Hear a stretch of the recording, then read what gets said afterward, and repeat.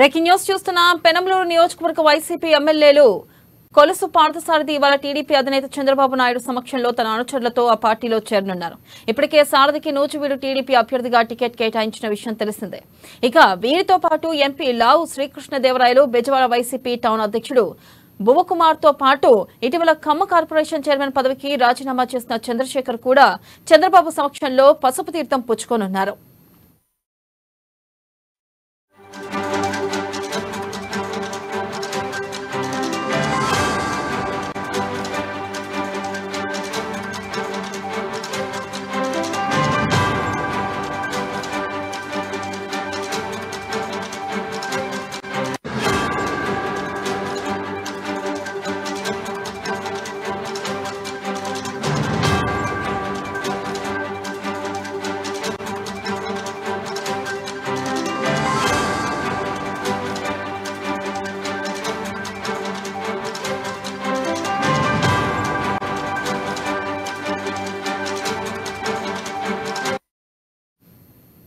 Breaking news చూస్తున్నాం. పెనంలూరు నియోజకవర్గ YCP MLA Kolusu Parthasarathi ఇవాళ టీడీపీ అధినేత చంద్రబాబు నాయుడు సమక్షంలో తన అనుచరులతో ఆ పార్టీలో చేరనున్నారు.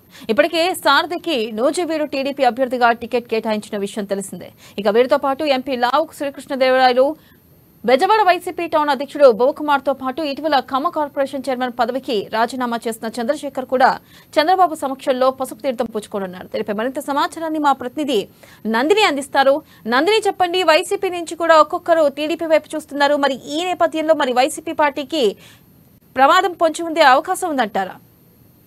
గుడ్ మార్నింగ్ వెన్నెల. ఏదైతే ఇరు పార్టీల సీట్లు కేటాయింపు విషయంలో అసమ్మతి జ్వాలలు అయితే రగులుతున్నాయని చెప్పాలి. ముఖ్యంగా వైసీపీకి సంబంధించి ఇప్పటికే చాలా మంది సిట్టింగ్ ఎమ్మెల్యేలు కూడా టీడీపీకి చేరిన విషయం తెలిసిందే. అయితే తాజాగా ఈ రోజు చంద్రబాబు సమక్షంలో అయితే వైసీపీకి చెందిన 4 కీలక నేతలు ఎవరైతే ఎమ్మెల్యే పార్థసారథి, ఎంపీ లావు శ్రీకృష్ణదేవరాయలు, అలాగే బెజవాడ వైసీపీ టౌన్ అధ్యక్షుడు భావకుమార్ తో పాటు ఇటీవల ఖమ్మ కార్పొరేషన్ చైర్మన్ పదవికి రాజీనామా చేసిన చంద్రశేఖర్, వీరంతా కూడా తమ అనుచరులతో అయితే ఈ రోజు ఉదయం 11 గంటల ప్రాంతంలో ఏదైతే మంగళగిరి పార్టీ కార్యాలయం ఉందో కార్యాలయంలో టీడీపీ అధినేత చంద్రబాబు సమక్షంలో అయితే వీరంతా కూడా పార్టీ కండువా కప్పుకొనున్నారు. వీరు ఇప్పటికీ దీనికి సంబంధించి ఏర్పాట్లు కూడా చేసుకున్నారు. భారీ స్థాయిలో మంగళగిరి ప్రాంతం అంతా కూడా ఫ్లెక్సీలతో నిండిపోయిందని చెప్పాలి.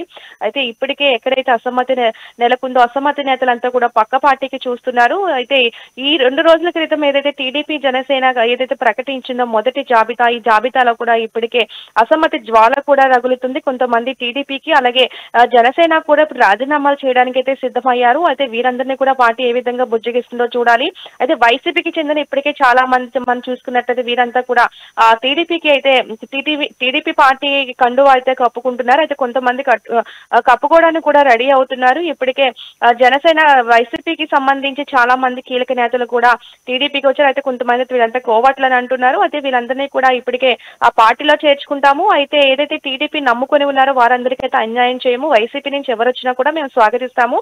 కానీ వాళ్ళకి కూడా సముచిత స్థానం కల్పిస్తాము తప్ప అంటే వాళ్ళు ఆశించిన రీతిలో అయితే ఉండదు. ఎందుకంటే పార్టీని నమ్ముకున్న వారిని కూడా సముచిత స్థానం కూడా కల్పించాలి. కాబట్టి వారందరికీ కూడా న్యాయం చేస్తామని టీడీపీ అధినేత చంద్రబాబు కూడా చెప్పడం జరుగుతుంది. ఏదైతే ఈ రోజు పార్టీ చేరికల అనంతరము ఈ రోజు అయితే 2:30 గంటల ప్రాంతంలో అయితే రా కదలరా కార్యక్రమాన్ని ఏదైతే తొలి జాబితా ప్రకటించారో తొలి జాబితా అనంతరము రా కదలరా మొదటి కార్యక్రమాన్ని అయితే శ్రీకాకుళంలో అయితే చంద్రబాబు బహిరంగ సభను ఏర్పాటు చేశారు.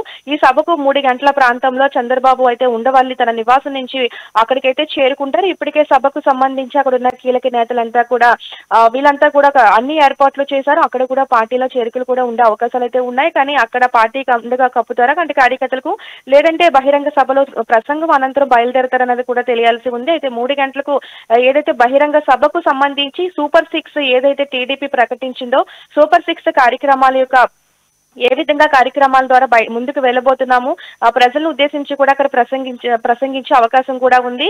ఏదైతే వైసీపీ అవినీతి పాలన బయట పెట్టడానికే ఈ కార్యక్రమం కూడా అని చెప్పడం కూడా జరుగుతుంది. మరోపక్క ఈ బహిరంగ సభకు అయితే 1,00,000 నుంచి 1,50,000 వరకు కార్యకర్తలు హాజరయ్యే అవకాశం ఉంది. ఇప్పటికే బహిరంగ సభకు జనాలను సమీకరణ కోసం కూడా ఇప్పటికే నేతలంతా కూడా సిద్ధమైపోయారు. ఆ సభాస్థానం వరకు ఇప్పటికే నేతలంతా చేరుకొని అక్కడ తగ్గ ఏర్పాట్లు కూడా చేస్తున్నారని చెప్పాలి. ఏదైతే తొలి జాబితాకు సంబంధించి కీలక నేతలను అయితే ప్రకటించారో అందులో కొంతమంది నేతలకైతే అందరూ సీటు కూడా ప్రకటించలేదు.